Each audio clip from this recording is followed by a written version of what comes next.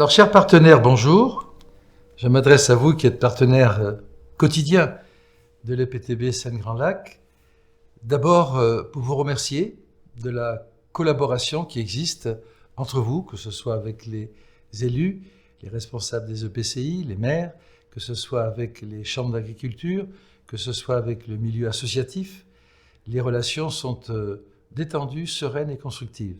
Et je tiens à vous en remercier sincèrement.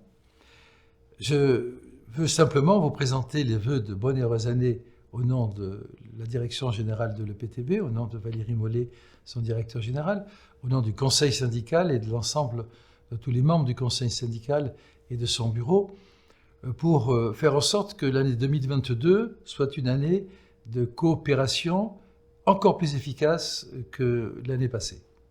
Et de telle sorte que nous puissions, dans les 18 départements concernés, ce qui est énorme, pour les 12 millions de personnes concernées, être tous ensemble plus efficaces. Nous allons faire en sorte, sans la prétention de tout changer bien entendu, mais de renforcer sérieusement notre travail en amont, à travers la mise en place des zones d'évacuation des crues. Et là, nous sommes passés de 100 000 euros à 1 million d'euros pour pouvoir travailler avec vous. Je pense aux élus notamment et aux chambres d'agriculture, et que de telle sorte que nous puissions montrer la volonté de progresser toujours plus fort et toujours plus vite le long des berges de nos fleuves concernés. Et puis, il y a la Bassée. La Bassée dont les travaux viennent d'être engagés, et la Bassée qui, pour les Jeux Olympiques, nous protégera de 10 cm d'eau, je dis nous, c'est-à-dire la métropole du Grand Paris et les départements autour et les villes concernées. Et puis, lorsque nous aurons donné l'exemple de la Bassée, faire en sorte que les autres casiers puissent être réalisés, parce que là, nous arriverons au terme de cet énorme chantier global à 30 à 40 cm de protection sur Paris et la métropole du Grand Paris. Donc c'est un enjeu formidable que nous allons faire en sorte de relever ensemble, car sans votre coopération, bien sûr, on ne pourra pas y arriver. En 2021, le bon fonctionnement de nos ouvrages nous a permis de maximiser la capacité de stockage lors des crues de juillet dernier, sur la Marne, l'Aube et la Seine-Amont. Et on a des souvenirs un peu particuliers de cette période-là. Et les lacs réservoirs gérés par le PTB ont rempli leur mission avec un stockage de 51 millions de mètres cubes pendant les crues, ce qui est considérable et qui doit pouvoir normalement être augmenté si nous sommes capables, le long des rives, de travailler dans le cadre des ZEC que nous voulons mettre en place.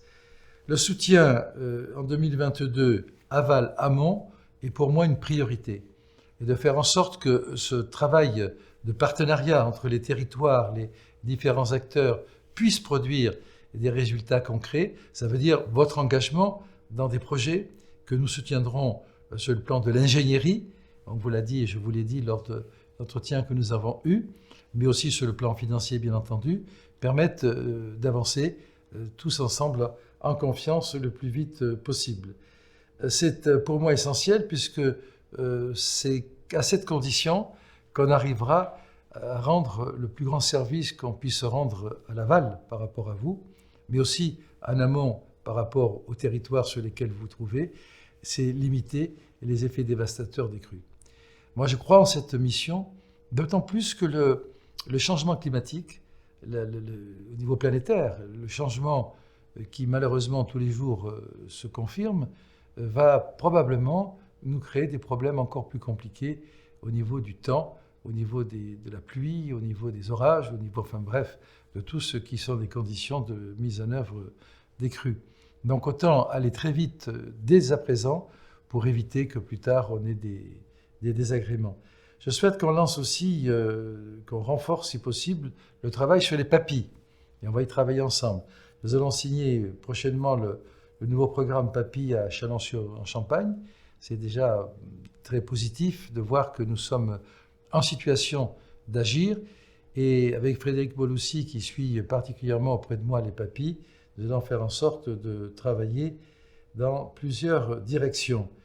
L'ensemble de nos qualités, je peux dire qualités, parce que ce sont les qualités des agents de l'EPTB, mais ce sont aussi les vôtres. Toutes ces qualités mélangées fait qu'on travaille autant sur le technique, je viens d'en parler, que sur le foncier, bien entendu, mais aussi on travaille dans le cadre de la culture et dans le cadre de tout ce qui doit accompagner avec le milieu associatif, notamment dans le cadre culturel, l'ensemble du fonctionnement de nos équipements. Et je compte beaucoup sur le développement de ces initiatives et je me réjouis encore d'avoir été à l'inauguration de cette magnifique exposition à Limanière à Montier-en-Der, qui était vraiment tout à fait exceptionnelle. Et je renouvelle à mes partenaires qui écoutent là ma volonté de voir cette exposition itinérante arriver jusqu'à Paris et aux alentours de Paris. Voilà ce que je voulais vous dire sur le plan de nos différentes initiatives. Rien ne pourra se faire au niveau de l'EPTB si vous n'êtes pas des partenaires qui ont confiance en ce que nous voulons faire, qui ont confiance en ce qu'on est capable de faire ensemble et qui ont confiance aux engagements que nous prenons.